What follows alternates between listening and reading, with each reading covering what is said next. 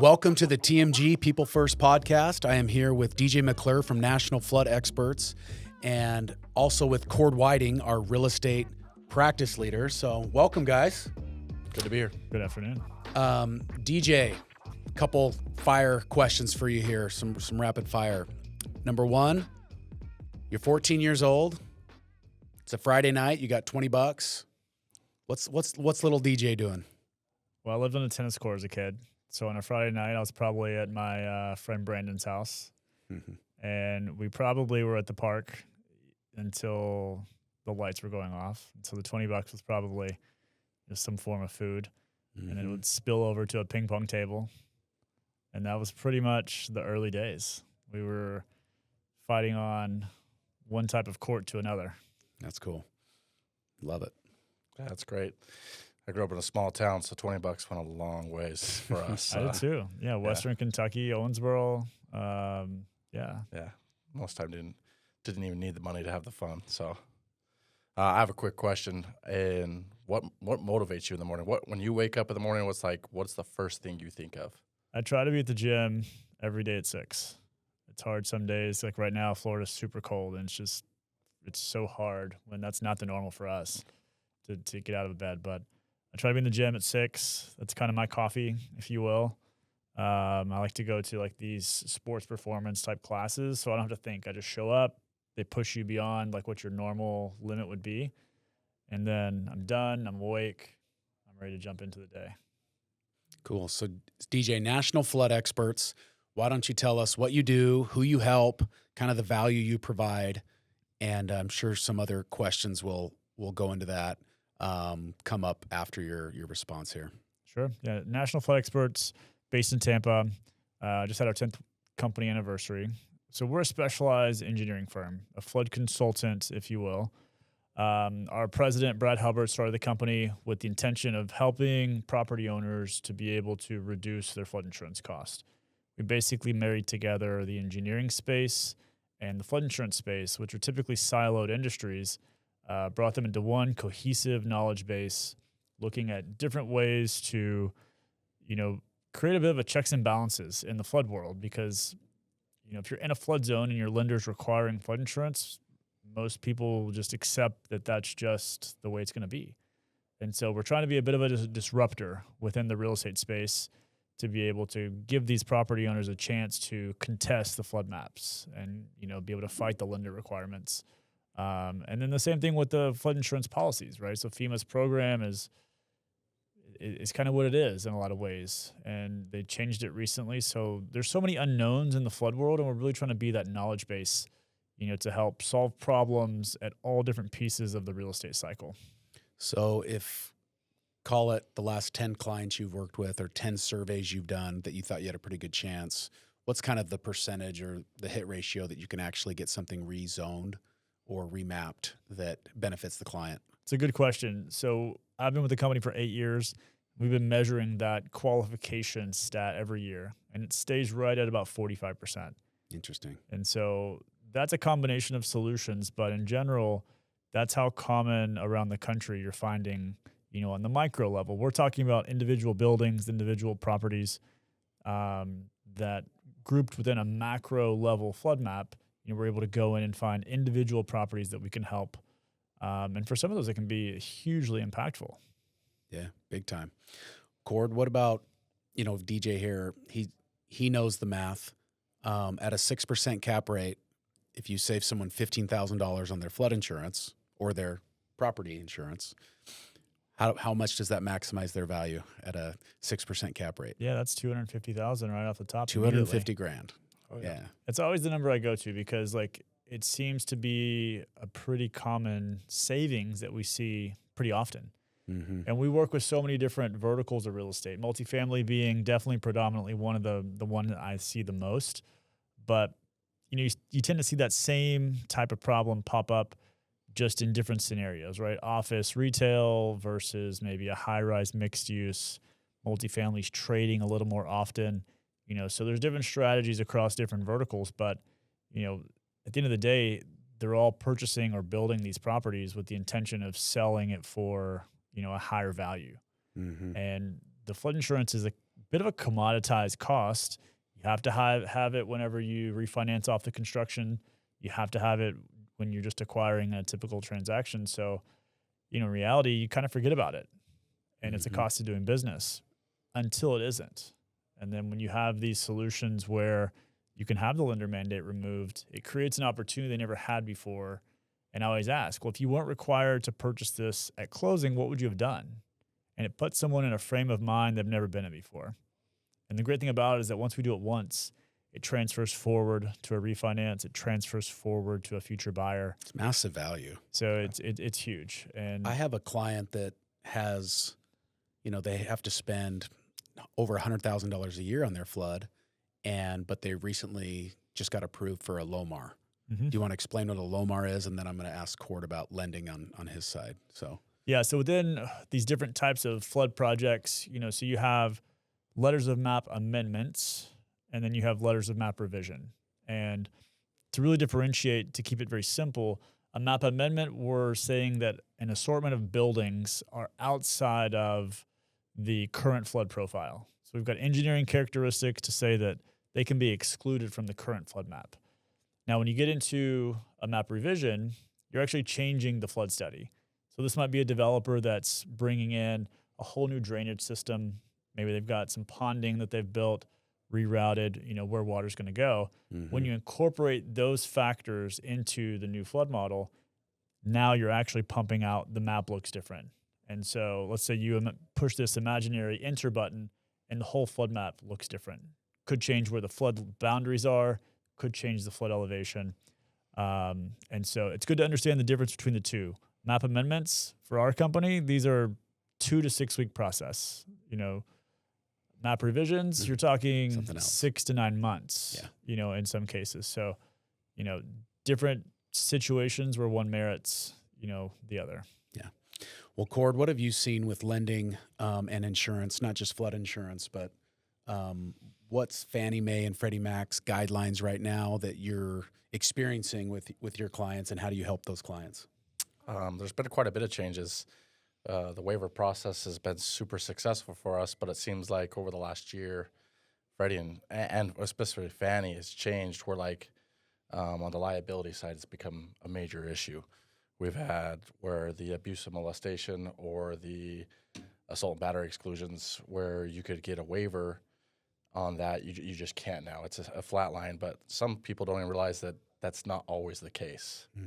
Most servicers just say you can't have the exclusion, but there is still that next step even that we have found out that you can still go for the waiver process and save that money. Now, while we always recommend carrying those coverages, there are those clients that we're willing to take on that risk, and you still can if you carry a specific sublimit, then you don't have to hold that money into an escrow account. Yeah, unfortunately, they're getting rid of some of the waivers on the flood side. So we had a lot of clients call us last year where they had waivers for a portion. Maybe the lender said we need $25 million in flood, and they were able to get 19, and they got a waiver on the other 6. Well, now they're coming around, with the anniversary of these loans on the agency side, and they're saying we can no longer honor the waiver, and they need you to go to market for that. So I have a question on that, because speaking to the assault and battery, they were hardlining. This happened in December of 24 is when they kind of came out with the assault and battery and abuse, and they hardlined it. There was no way you're going to get around it. There was no waivers accepted for about 3 months, and then they realized what that was doing to the marketplace. They realized that there were people in areas that they couldn't find the coverage, or it was just so expensive that they did change. Fannie did change. Again, they went back. They said now you have to carry a sublimit or a certain dollar amount in an escrow account. Do you see that potentially happen within the flood where they're going to hardline, but then maybe the pendulum will swing a different way, kind of like it did for the liability side? I predict that it'll have to. I mean, it's really only been about 6 months that I've started seeing cases like this. I've talked to a few contacts that I have in the lending brokerage space, and they've literally just seen as anniversaries have come around where they've had to have their clients, go to market to check off those compliance requirements. But I mean, you guys have seen this. There are cases in certain parts of the country where to go get 5 or 10 million in flood could be hundreds of thousands of dollars, much less if they need something with the higher replacement and higher business income limits. We've seen 30, 35 million in some cases. And I mean, just kills the value. those are 500,000 plus, expenses. It's just not feasible. Yeah. There's a question that my clients always ask when that, because Fannie and Freddie, when the lending requirements for flood come out, it seems like they're always want 100% of replacement cost. How often, I mean, when we see a catastrophic flood, are we seeing 100% of a loss? I don't think people intend to take claims to that level just because of how much it can backfire in future years. So they want you to cover everything north of, 2 floors, up to the first 2 floors.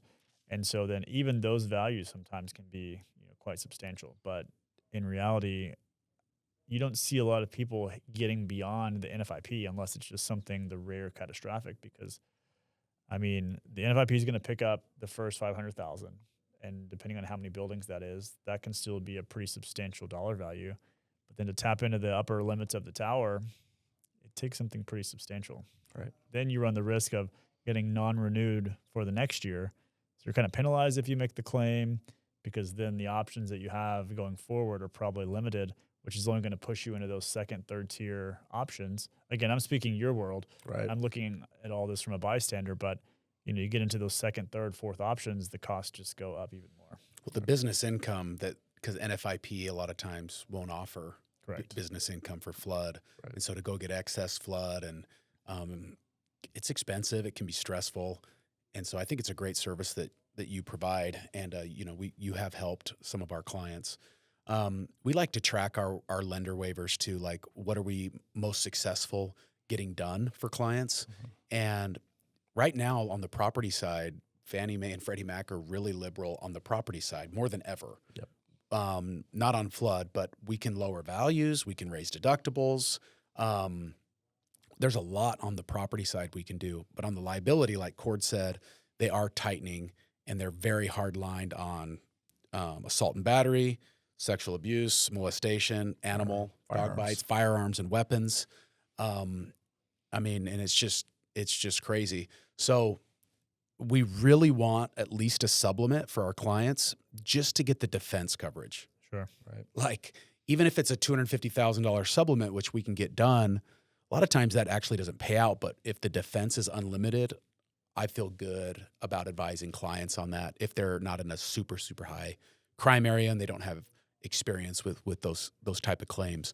But I just think we're both in a similar business where a lender is a huge piece of what we do. Like, it's, even though they're not our client directly, they're holding the bag for our clients, and they're really a huge part of our clients' business. And so in 2026, we were all at the conference last week, National Multi-Housing Association. I always have to say it because I get the acronym wrong for whatever reason.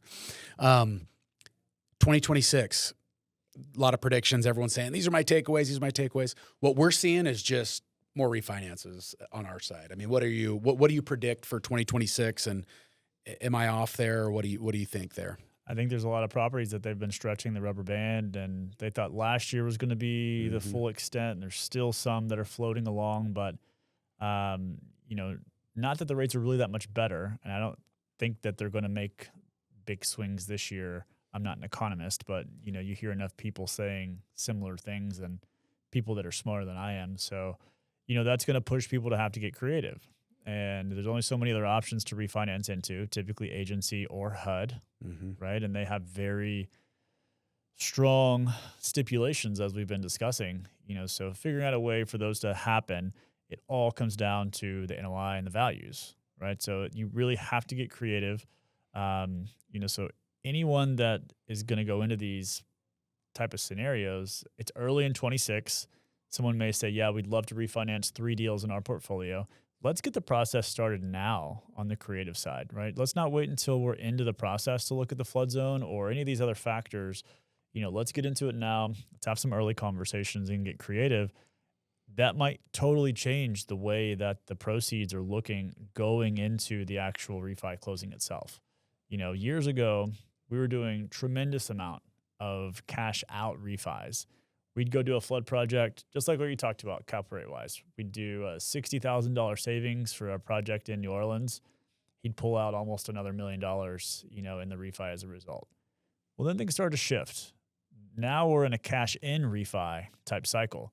So we have done projects. We did one very south tip of Texas, and we helped save this pretty small investor the $35,000 expense, which again, $500,000. exactly.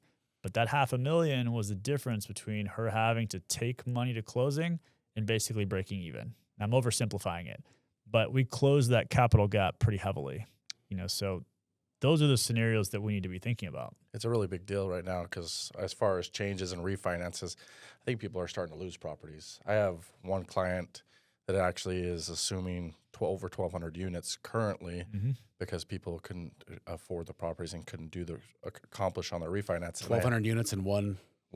Yep. Jeez. 1,200 units at once, and they're going to be able to assume that loan. And then I have another client that because of some of the creative things we've done, we've actually saved their deal, just similar to what you're doing. They had to refinance. It was time to refinance, and they needed the numbers to make sense. So we got creative with some different insurance things. There was no flood, unfortunately, but I know we could have helped there if there was. Sure. But they literally called me, the client said, and we kept this property because of some creative things you did on our NOI. Yeah, you have to. I mean, there's so many things right now that across, again, not my expertise, but on the property side, these master programs, they seem to have so many, intricate pieces. And that's where on our side too, having a good broad understanding of like the real estate space, the engineering, and the flood space, because there may be an instance where we can help get rid of the primary layer. And then when you change the flood zone, the master program will now have inclusions for things that are in like an X500 that they wouldn't have picked up if it was in like a 100-year flood zone. So it's really working together. And that's why like we really try to be like in the conversation with all parties involved, because there may be situations that I've seen that they haven't. And so I start asking hopefully good questions, and we try to figure out like, is there more to the picture here than everybody realizes? Because you just don't think of flood that way. And probably like how a lot of people don't think about the waiver situation and the things like you guys do. Yeah, I'm guessing that a lot of people don't even realize they can question flood. Like it's, I have a flood zone. There's nothing I can do. I bet that happens probably more often than not in your area. I mean, look at the case that we're working on together right now. I mean, it's a deal with, it's a Freddie loan, very stringent. I mean, we're seeing how many emails a day where they're trying to check off the compliance pieces, and they make it so hard on these investors going through the process. Why would they question it?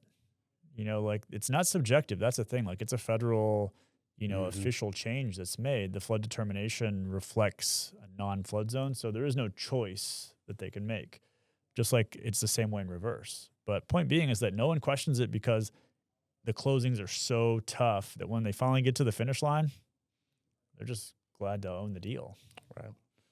I think if I was a real estate investor with 1,000 units and I was looking at my flood insurance and property insurance this year, there's rumors, and they are true.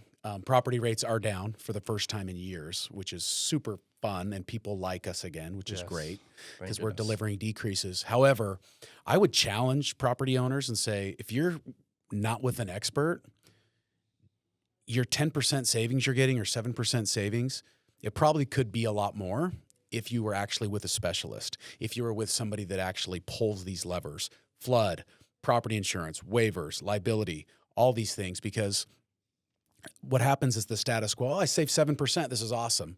Well, maybe someone that's with a specialist or an expert that's down the street from you, the property's down the street, maybe they saved 20%. And so how do you know this? How can you know what your competitors are paying? That's something our real estate practice does, is we provide a benchmark report. So you know what your peers are paying. And what that does is you then don't just compare yourself to yourself year over year, pat yourself on the back and say, oh, we saved 8%, we're great. Well, what are you actually paying? What is your rate? What are your values? How much are you buying?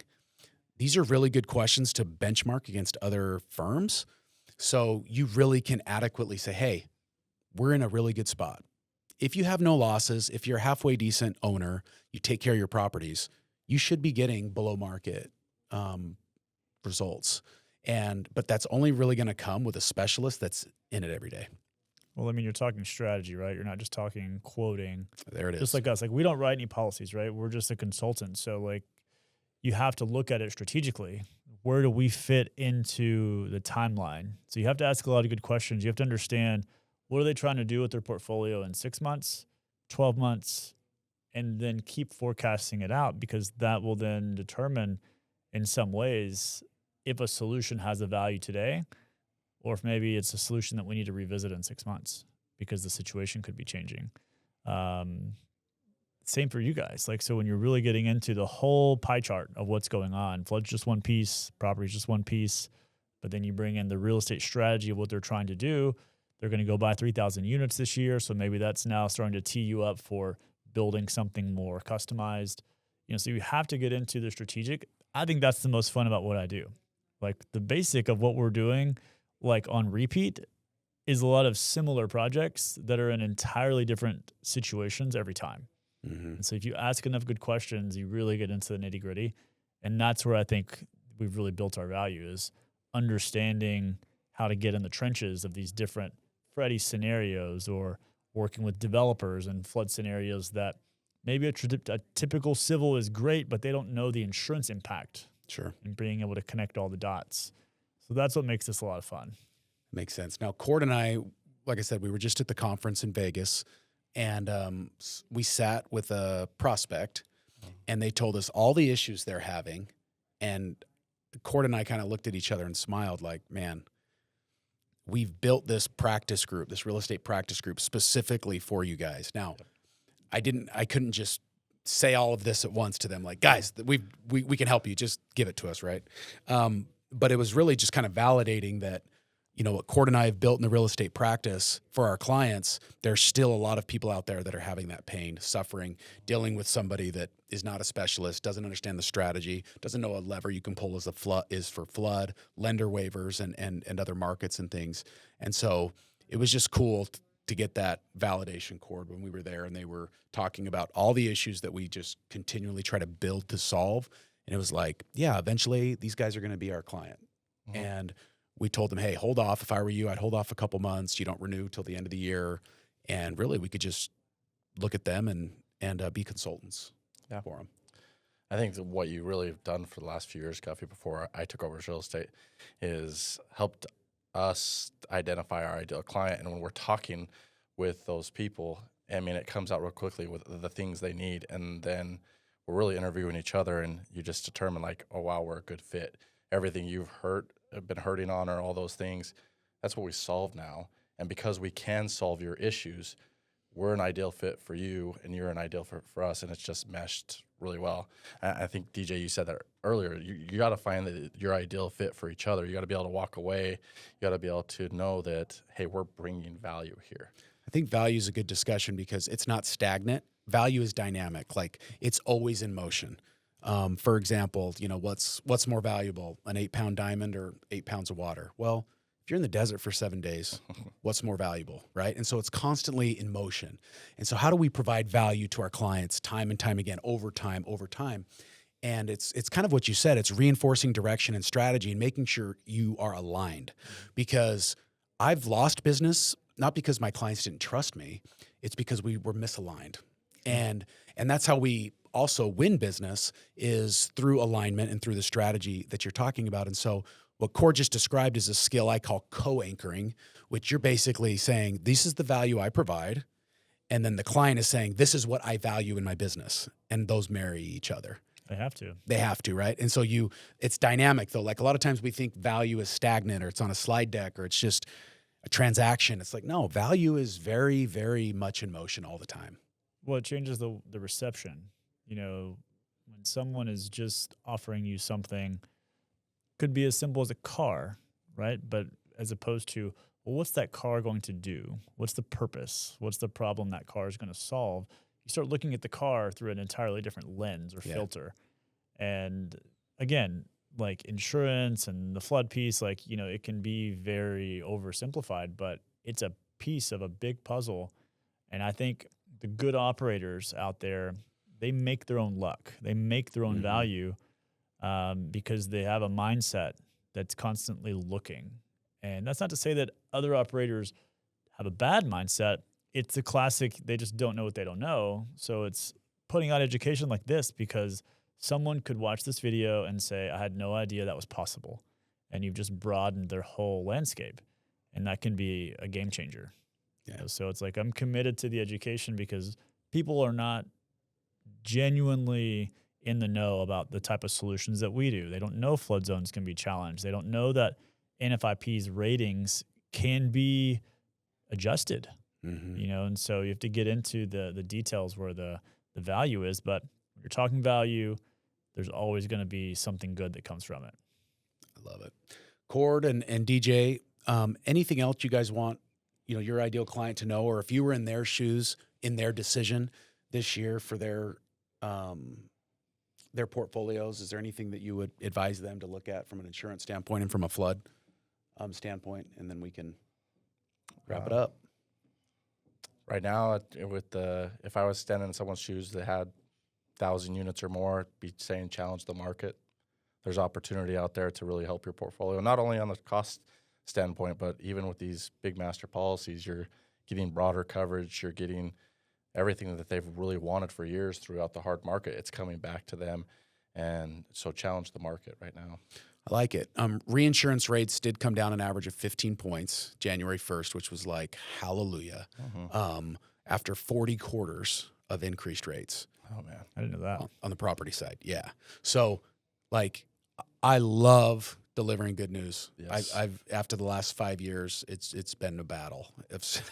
So, what would you want your kind of ideal client to know? Or because you have kind of two ideal clients, you have insurance agents that can refer you business, right, which is cool, and a lot of them listen to this podcast, and so you know, talk to them, and then also talk directly to the developer and owner operator. Yeah, I mean, we try to help everyone, right? I think that's a good point, and I appreciate you mentioning. You know, we are a consultant to everyone, so we work with brokers, we work with the operators. You know, and we're a resource because the consulting we're doing on the front side, there's no cost. Like, we're reviewing properties, hundreds of properties every month. You know, like I was saying, that 45%, we know we're going to find good things. So what I would say is don't have a prejudging of what you think the outcome may or may not be. You know, so it's like, sure, this client's had this for years or they've never complained about it. That doesn't mean there couldn't be a solution there. They just don't know that it might exist. You know, so it's challenge your line of thought, the way you look at the flood situation. Anything that has a flood requirement is a good candidate for our team to look at, big or small. Where can they find you? Nationalfloodexperts.com. My email is dj@nationalfloodexperts.com. LinkedIn, you're active on LinkedIn. Can they message you? Absolutely. Okay, cool. Try to be active on LinkedIn. We all are doing our best there. And what I would say to the operators is that even if you've had someone look at this before, it doesn't mean that they were necessarily going through the same process that our team does. The depths that our team spends on every single property is just insane. You know, so there's a lot of great brokerage groups that have great flood practices. Doesn't mean they have a team of engineers that understand and have an expertise in flood insurance and the flood zones, taking it under a microscope. So why not, right? That's the way to look about it, is like, well, there's no downside to having someone like us, you know, take a look at it. So just, you know, it's question the status quo a little bit, and you'll be surprised the value that'll come back to you. Awesome. Well, DJ, thanks for stopping by. We consider you more than just a vendor, a partner, and a friend, and we really appreciate you stopping by. So thanks for coming on the pod. Thanks, guys. Thank you.